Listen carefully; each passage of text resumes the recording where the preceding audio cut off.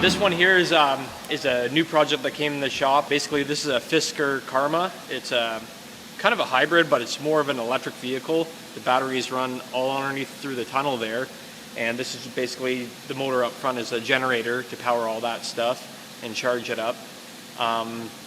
It's a pretty wild car, but the customer wants to put a gas motor in it, so I think he wants to do like an LS swap into it.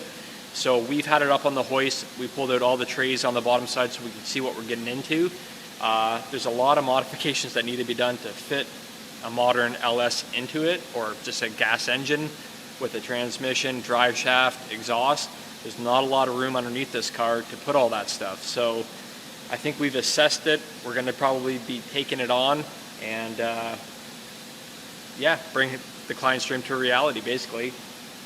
They're pretty rare. I think there's maybe only 2,000 of these cars made. This was a 2013 model, so somebody might be able to correct me if I'm wrong, but I think there's about 2,000 of these cars made. Unfortunately, there's only 5,000 miles on this car, and the batteries are already shot. They're not charging, the car doesn't run and drive.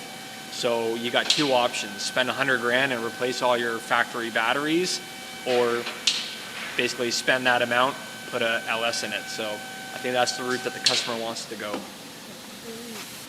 So you can kind of see there, I pulled off all the panels that were covering up everything underneath here so we get a better view of what's going on. This right here is the whole battery section. All the battery cells are up in here. This is the gas motor that comes down here, and you can just see this is the floor in the inside of the car.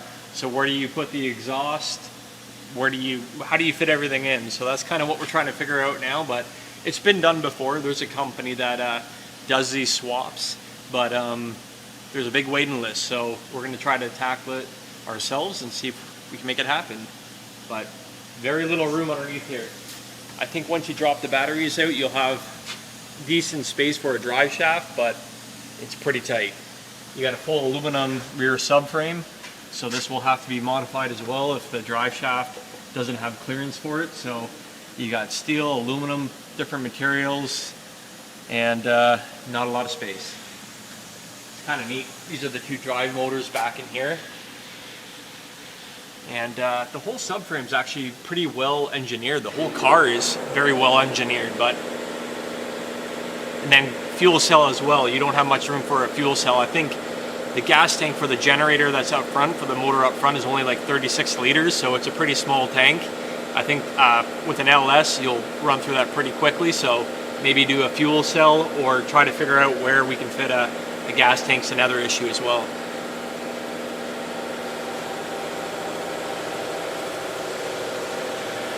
Okay, you pull all the panels off and it looks the exact same. You're not really getting any space. Once you pull the panels off, it all looks the same. So, but high voltage, nothing I really want to mess with, so you got to take a lot of safety precautions when you're dealing with high voltage. So we'll have our electrician and our mechanic Tony. He's going to be the one that deals with all this safely, so nobody gets hurt.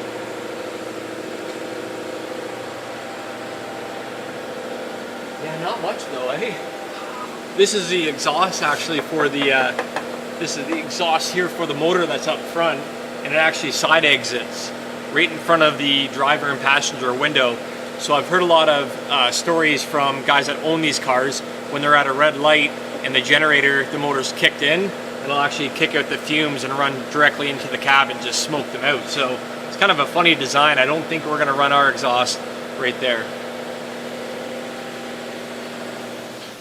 Yeah, like Dave was saying, it's been done before, so it can be done again, but we gotta be the ones to figure that out. I mean, it's not that it's unusual for us to be doing, you know, jumping into stuff that we've never done before. We've done lots of that, but I mean, this is gonna be an interesting one, to say the least.